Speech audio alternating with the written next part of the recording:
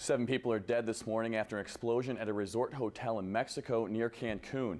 Investigators say 5 Canadian tourists and 2 Mexican hotel employees died in the explosion. At least a dozen others were hurt, including 2 Americans. The blast knocked out windows and left a crater more than 3 feet deep. Investigations suggest a mix of gases from a nearby swamp caused the explosion. The Taliban attacked a U.S. military base in eastern Afghanistan today. Flames and smoke were seen rising from inside the base. A Taliban spokesman said insurgents fired a rocket at the base.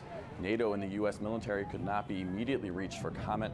In recent weeks, insurgents have stepped up attacks against Afghan and foreign targets. Belgian officials have called in their army after massive floods killed 2 people. Police say a 72-year-old woman drowned after her husband lost control of their vehicle. Rescuers found a second victim who was on his way home just a few feet away. Officials have evacuated people from several regions after these 2 deaths. Belgium has received the same amount of rain in the past 2 days as it normally gets in a month. A live look right now over the city. Good morning, Mid-Missouri. I'm Dan Cornfield. Thanks for waking up with KOMU 8 News. A 19-year-old MU student remains in the hospital this morning after a dangerous fall. Police found Richard Mayen around 2 on Saturday morning after he fell over a railing inside his residence hall. After he fell from the 5th floor to the 4th floor common area, he was in critical condition. He's now at University Hospital in fair condition, meaning his vital signs are stable within normal limits. Tonight, the Columbia City Council will review numbers from the Roots and Blues Festival. MU's Department of Hotel and Restaurant Management survey showed 65,000 people attended the festival. More than half of the attendees were local residents. Organizers say they expected 75,000 to attend. Festival goers dumped $4.5 million during the 3-day event. Missouri prosecutors say a new law will likely give police the authority to take blood samples from drunk drivers without a warrant. The new law removes a prohibition on performing tests if a motorist refuses.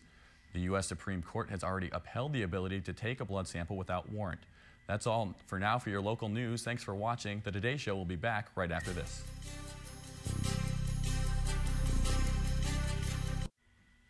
Good morning, everyone. I'm Dan Cornfield. Thanks for joining us this morning. A man charged with first-degree murder is blaming a gambling addiction for his actions. 45-year-old Daniel Masher will be arraigned today at the Pettis County Courthouse. Masher burglarized 76-year-old Rebecca Marcus before stabbing her to death. Masher is also charged with stealing a coin collection valued at more than $500. Masher admitted a gambling addiction motivated the attack on Marcus, but he's pleading not guilty. Workers from a federal complex in Kansas City are seeking compensation for possible illness from toxins at the facility. A meeting is scheduled for workers at Bannister Federal Complex and an organization that will help the employees work through the compensation process. The complex housed a Department of Defense landfill and manufacturing sites for weapon parts and aircraft. Cape Girardeau could be the next Missouri city to ban smoking in public buildings. The group Cape Girardeau Breathe Easy is nearing its 3,000 signature goal to take to the City Council this week. If the required number of signatures are valid, the council will have 60 days to consider the ban. The ordinance would prohibit smoking in enclosed public places, including bars and restaurants. A specially created Missouri House panel has called hearings to scrutinize state spending. Members will meet this afternoon to review state spending through Medicaid. The committee will also analyze funding for the Departments of Mental Health, Social Services, and Health and Senior Services. That's all for now. Thanks for watching. We'll have more weather and local news in just 25 minutes.